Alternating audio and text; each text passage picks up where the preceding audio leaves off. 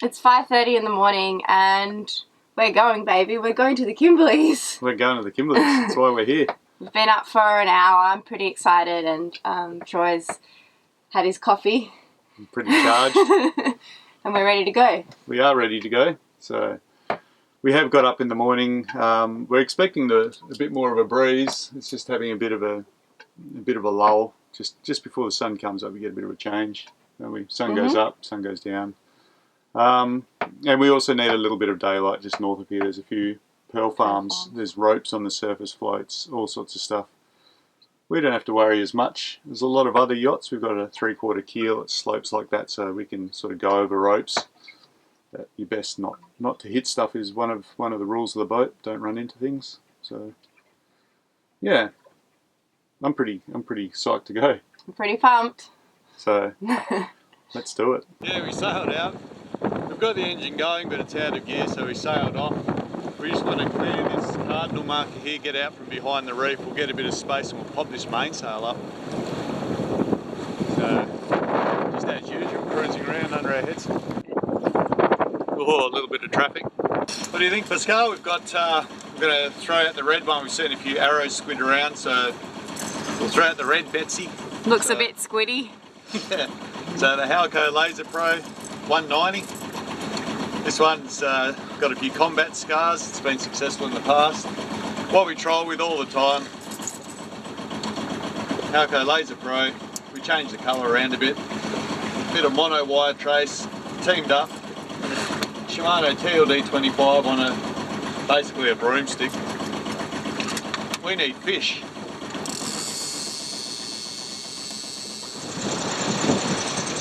So this is it, a big high in the Great Australian Bight, generating a really strong easterly.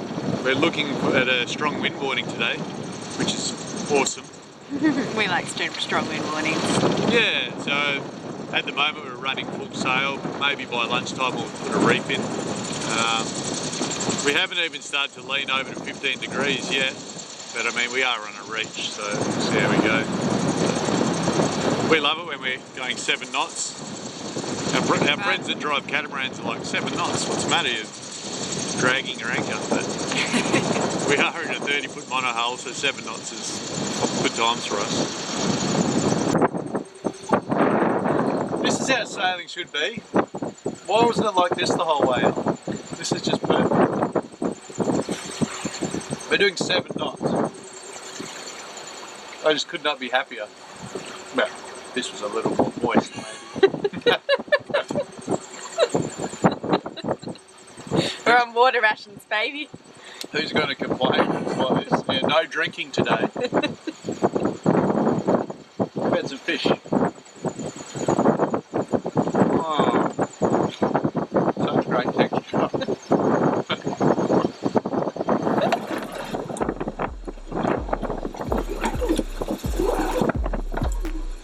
Time to put the headsail away.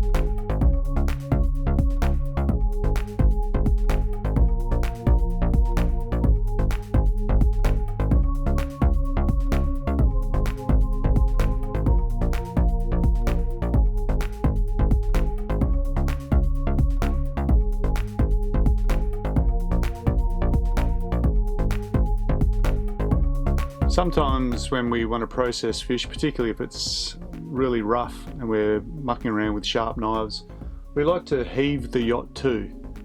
So that's a technique where we set the sails so they're opposing each other and we have the tiller over, and then the boat will round up into the wind on the mainsail, and then the foresail will catch the wind and blow it back, and it just sort of seesaws back and forward and holds itself in position really nicely. The boat just looks after itself. Having a pretty good sail so far. got the sails are still reefed. We've put 2 reefs in the main now. The wind's still going on pretty strong. And mackerel in the fridge, shaded by the sails. Just had a cup of tea and some bickies. Everything's going pretty good so far. Eventually the wind eased and it was time to shake those reefs out and get the boat moving. Reefs out and it's back to 7 knots. A really reliable companion on our cruises has been our wind vane. It takes no power, operates just off the wind, and it steers a really true course. So what started out as a strong wind warning has gone to a no wind warning. Actually there's just a little bit of a breeze, but yeah, our speed's dropped down to 2 knots now, so taking it very casual, wallowing around in the remnant swell and waves, as you can see behind me.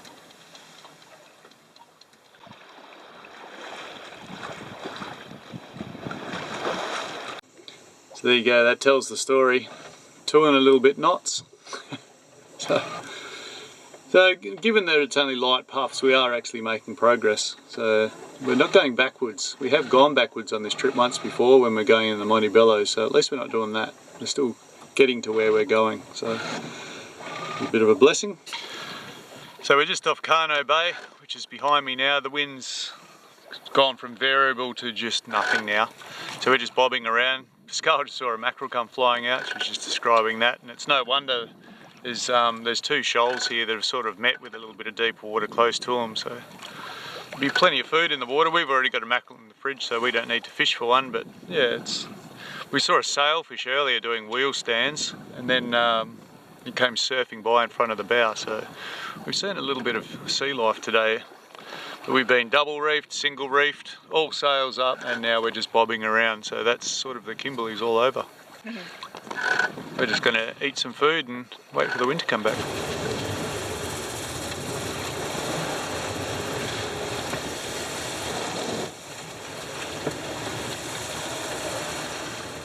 The wind, when it came back, it really came back. And while we enjoy sailing in strong winds, but when it's strong winds from very close ahead and you're close hauled, then it does get trying because you are launching off waves, and it really plays hell with you and the boat.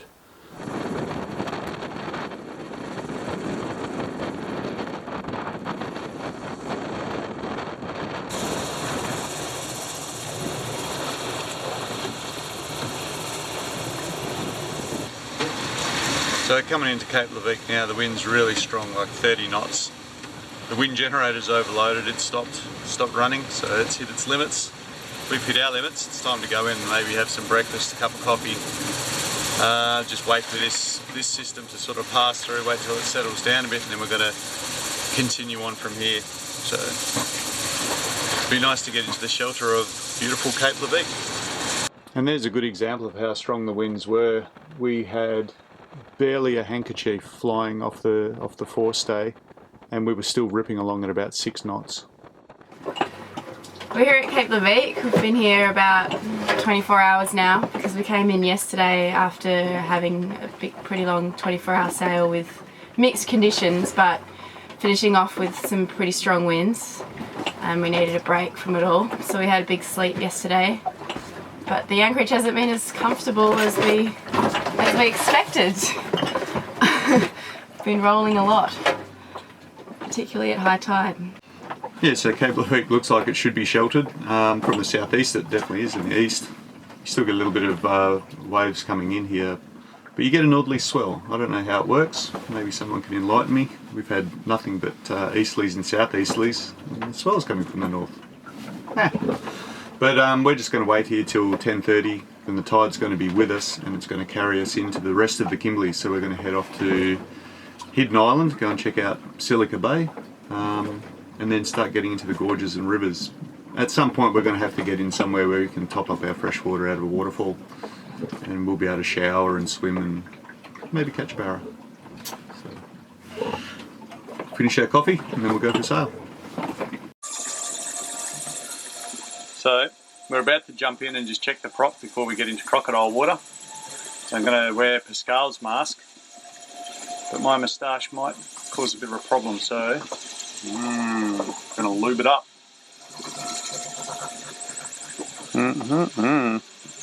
How do I look? Spooged up. You got spooge on your nose.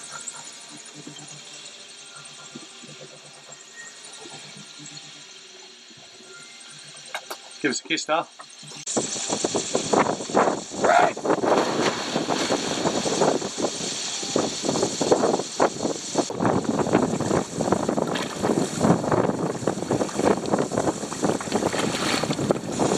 We've left Cape Leveque and the winds are really favourable and the boat's sailing incredibly well. Somehow we've just managed to jag a really nice sail trim here.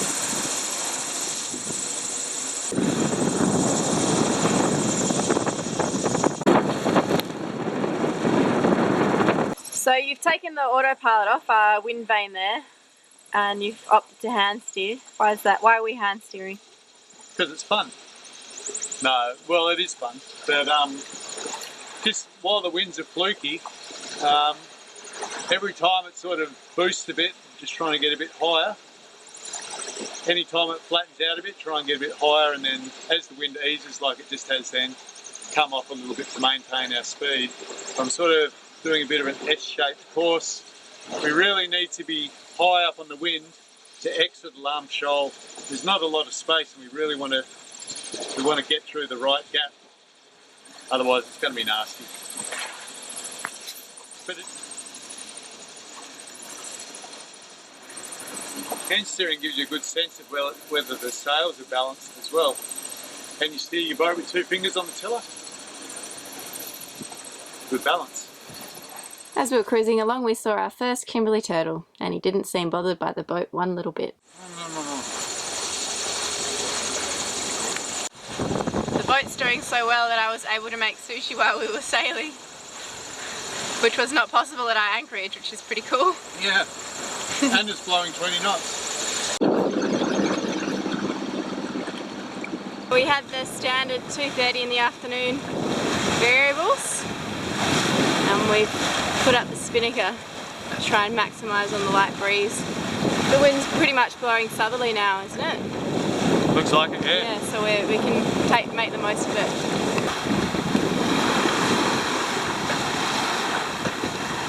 How fast are we going? About 6 knots.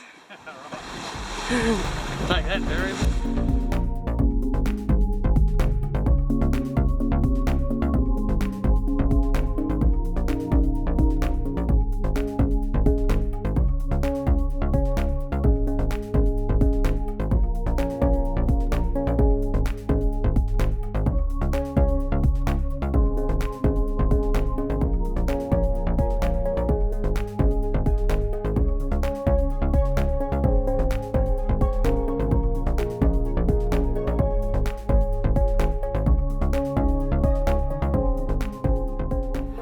Our new neighbours. It's 6 o'clock in the morning and they've just arrived. The beach looks a bit pink this morning.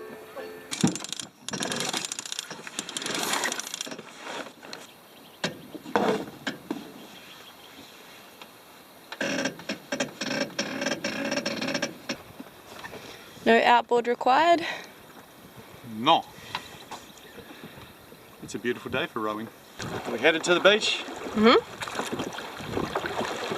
Heading straight for it.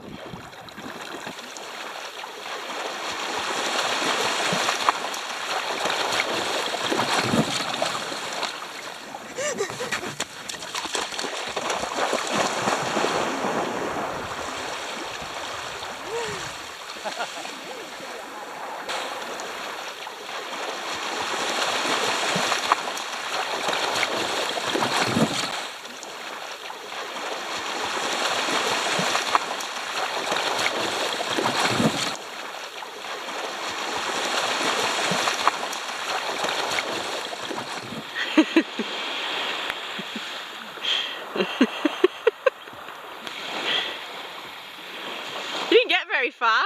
Huh? You didn't get very far.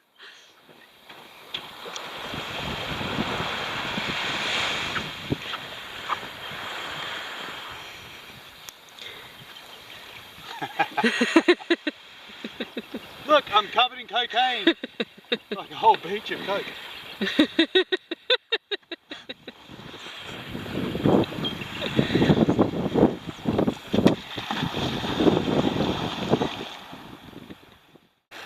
Our own private beach for nudie swims. Our own private beach, yes, nudie swims. I'm afraid that's what you do, so sorry to subject everyone to that. The Odyssey left before it got to its best. It sure did. So, it's perfect right now, high tide, the sun's out, it's not too hot.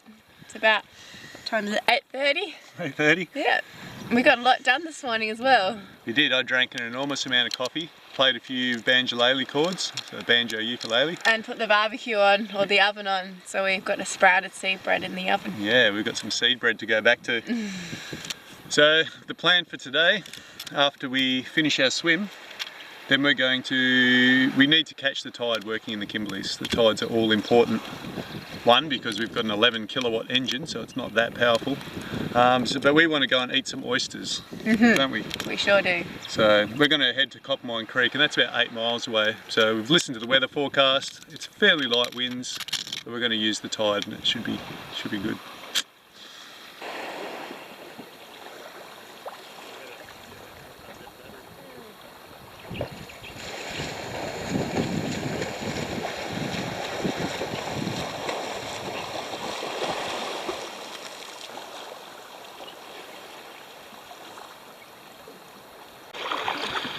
The tide's turned.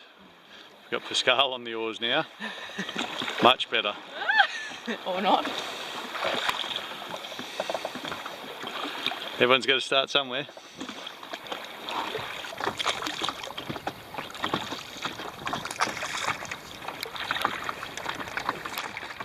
So I've just opened the lid off the magma barbecue, and I'm going to shove a chopstick in to see if the bread's done. And it's come out pretty much clean. There's a tiny bit of moisture in there, but she's good to go, I reckon. Here's our beautiful bread that's just come out of the oven. It's got a nice golden brown colour. So this bread was made from millet and buckwheat. And our friend AB, who we lived with for a bit of time in Fremantle, she made this first for us and it was really delicious, so we got a hold of the recipe. Oh, listen to the crunch. That is a dense loaf. Dense and delicious. Yum. We really should wait for it to cool, so we'll just try those bits and then we'll let it cool to have the rest of it. So Pascal just tried some and she said it tastes like health.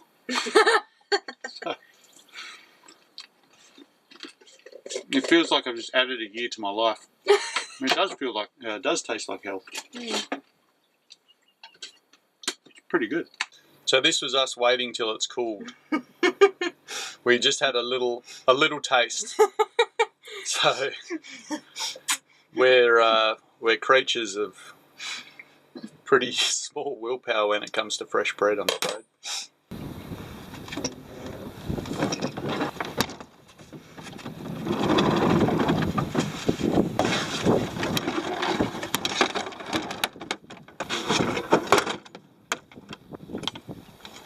This dinghy's been with us a couple of years now, and it's been dragged over oysters and up beaches and across rocks. It's proving to be pretty indestructible, but it does look like, well, it looks like someone's abused it for 2 years.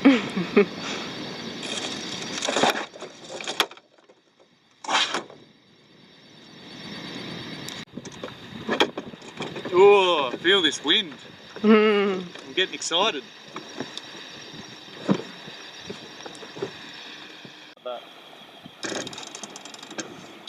So, up she goes.